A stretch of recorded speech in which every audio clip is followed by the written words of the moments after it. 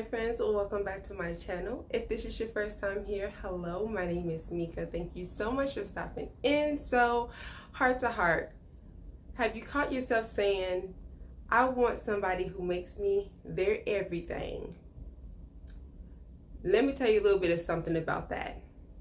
It sounds beautiful, it sounds perfect and romantic on the surface level, but you are really asking for somebody who is not healthy. Somebody who's not healthy spiritually, emotionally, mentally. They're obsessive, they're possessive, and they are more than likely people who fear neglect or fear abandonment. People who think that they own you.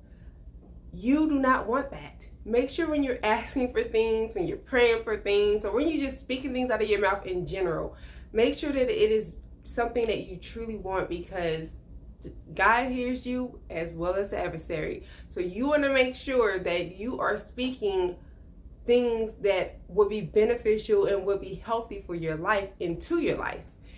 I call myself doing that a lot of times too, and let me tell you, I have experienced some things. First of all, nobody is supposed to take God's place. Again, if that's what you believe.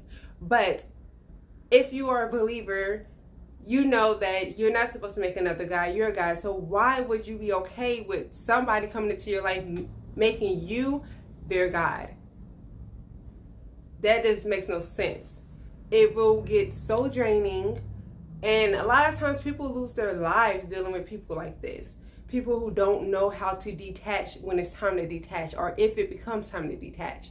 People who are not okay with you changing, you getting complacent in the relationship. They don't have the butterflies anymore. Now they're angry. Now they want to put their hands on you. Now they're just controlling everything you do. You can't even go to the gym by yourself because you're cheating on them. Like, be very mindful and careful of the things you're on. You don't want to be somebody's everything.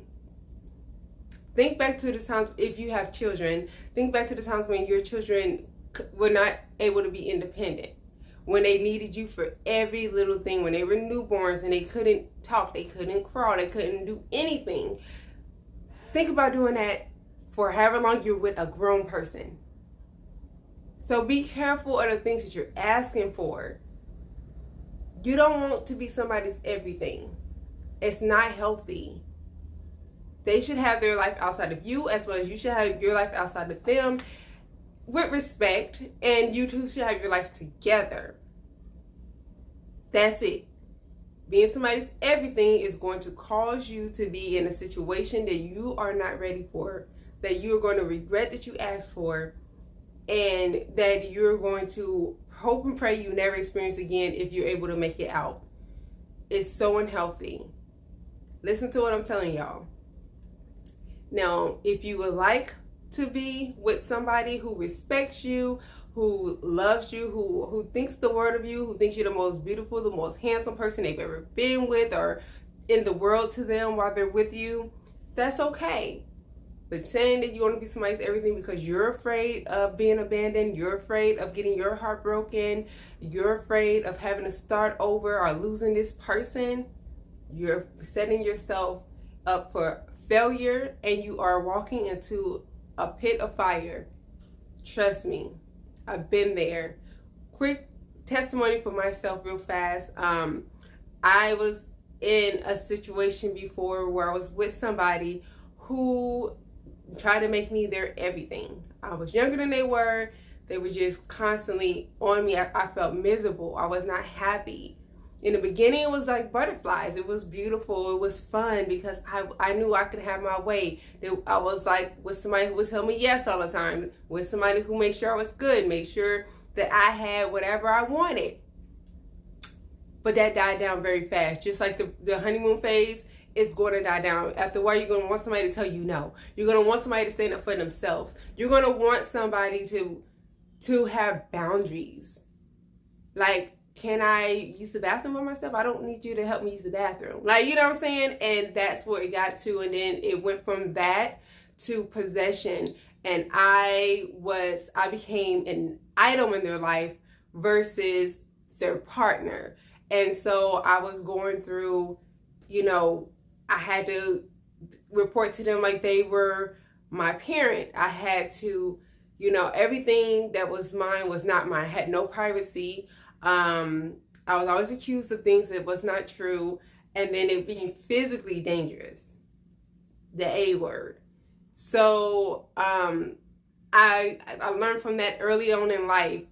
Don't ever say you want to be somebody's everything, because it's not cute. In the beginning, it's almost like how you guys talk about narcissism and all this stuff all the time. Think about that. You're asking for a narcissist. That's what you're asking for.